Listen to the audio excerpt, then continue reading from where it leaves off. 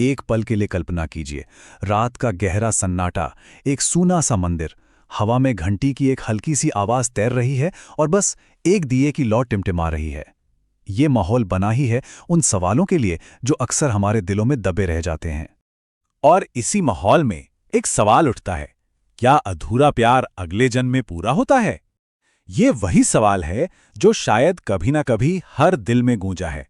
तो चलिए आज इसी सवाल की तह तक जाने की कोशिश करते हैं। तो चलिए शुरू करते हैं। लेकिन देखिए, इस सवाल का जवाब पाने से पहले ना एक और चीज समझनी बहुत जरूरी है कि कर्म के नजरिए से इस अधूरे प्यार का मतलब आखिर है क्या। देखिए, सबसे पहले तो ये समझना होगा कि अधूरा प्यार वो नहीं है जो एक तरफा था या जिसे बस चाहा पर पा नहीं सके। नहीं, कर्म के नजरिए से ये वो रिश्ता है जो दोनों तरफ से निभाया गया, दिल से निभाया गया, लेकिन उसका जो कर्म का चक्र था ना, वो पूरा होने से पहले ही किसी वजह से टूट गया। तो फिर इसकी पहचान क्या है? मतलब कौन सा प्यार इस श्रेणी में आता है? पहली शर्त तो यह है कि भावनाएं बिल्कुल सच्ची थीं, कोई दिखावा नहीं। दूसरा, इरादे एकदम पाक थे, पवित्र।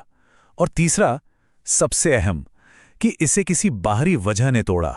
हो सकता है वक्त ने साथ नहीं दिया, या समाज दीवार बन गया, या फिर मौत ने ही सब कुछ छीन लिया। तो सवाल ये उठता है कि इतना गहरा प्यार एक जिंदगी से दूसरी जिंदगी तक पहुंचता कैसे है? और इसका जवाब छिपा है कर्म के सिद्धांत में। होता यह है कि ये प्यार सिर्फ प्यार नहीं रहता, ये एक कर्म बन जाता है, एक ऐसी छाप जो आत्मा पर हमेशा के लिए रह जाती है। इसका जिक्र गरुड़ पुराण जैसे ग्रंथों में भी मिलता है। वहां इसे आत्मा की छाप कहा गया है। मतलब जब कोई प्यार स्वार्थ या किसी भी तरह की वासना से ऊपर उठकर सिर्फ त्याग और एक रूहानी जुड़ाव पर टिक जाता है, तो वो इतना ताकतवर हो जाता है कि आत्मा पर एक अमिट निशान छोड़ जाता है। अच्छा, तो यहां एक और सवाल मन में आता है, क्या हर अधूरी प्रेम कहानी का मतलब अगला जन्म है? क्या हर ऐसा रिश्ता दोबारा जन्म लेता है? देखिए, इसका जवाब हां या ना में नहीं है। कर्म का नियम बहुत ही सटीक है। हर रिश्ता इस कसौटी पर खरा नहीं उतरता। तो फिर कौन सा प्यार है वो? कौन सा रिश्ता है जो इतना पावरफुल होता है? ग्रंथों के हिसाब से ये वो प्यार है जो बिना किसी उम्मीद, बिना किसी एक्सपेक्टेशन के किया गया हो, जिसमें मैं या मेरा वाला ईगो, अहंकार बिल्कुल ना हो, और जिसमें जाने अनजाने में भी किसी का शोषण ना हुआ हो। सिर्फ ऐसा ही सेल्फलेस लव, निस्वार्थ प्रेम अगले जन्म का बीज बोता है। ठीक है, तो मान लेते हैं कि ऐसा कोई कर्म बंधन है। अब सवाल यह है कि नए जन्म में ये दिखता कैसे है? क्या कोई संकेत होते हैं जिससे इसे पहचाना जा सके? कभी ऐसा महसूस हुआ है कि किसी से पहली बार मिले और लगा जैसे सदियों से जानते हैं? एक पल में अपनापन, या किसी पर बिना किसी कारण के एक गहरा विश्वास हो जाना, या फिर किसी और का दर्द ऐसे महसूस करना जैसे वो अपना ही हो। ये जो फीलिंग्स है ना, ये पिछले जन्म के अधूरे कर्मों के ही संकेत हो सकते हैं। और अब हम इस पूरी चर्चा के सबसे जरूरी और शायद सबसे चौंकाने वाले हिस्से पर आ गए हैं, क्योंकि कर्म का नियम वैसा बिल्कुल नहीं है जैसा हम में से ज्यादातर लोग सोचते हैं। महादेव के ज्ञान में एक बात कही गई है कि अगर कोई अधूरा प्यार इंसान को कमजोर बना रहा है, अगर उसकी यादें उसे जिंदगी में आगे बढ़ने से रोक रही हैं, तो वो प्यार नहीं है, वो एक बंधन है, सिर्फ एक मोह। लेकिन अगर वही अधूरा प्यार किसी को एक बेहतर इंसान बनने की प्रेरणा दे, उसे और मजबूत बनाए, तो वो बंधन नहीं रहता, वो एक साधना बन जाता है, एक स्पिरिचुअल प्रैक्टिस। और सारा खेल यहीं पर है।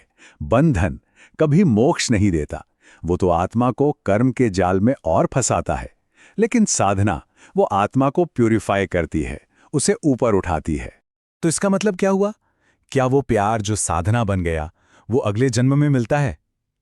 जवाब है हां, बिल्कुल मिलता है। पर यहां एक बहुत बड़ा ट्विस्ट है। ये मिलन वैसा नहीं होता जैसा फिल्मों में दिखाते हैं या जैसा हम सोचते हैं।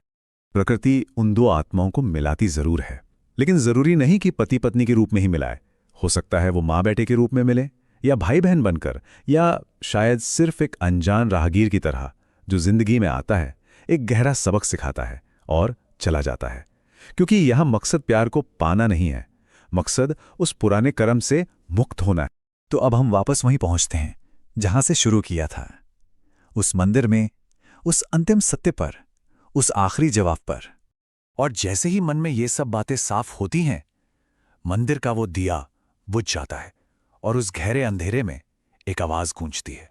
आवाज कहती है, जो तुम्हारा था उसका काम तुम्हें बदलना था, और जो तुम्हें मिला असल में वही तुम्हारा था।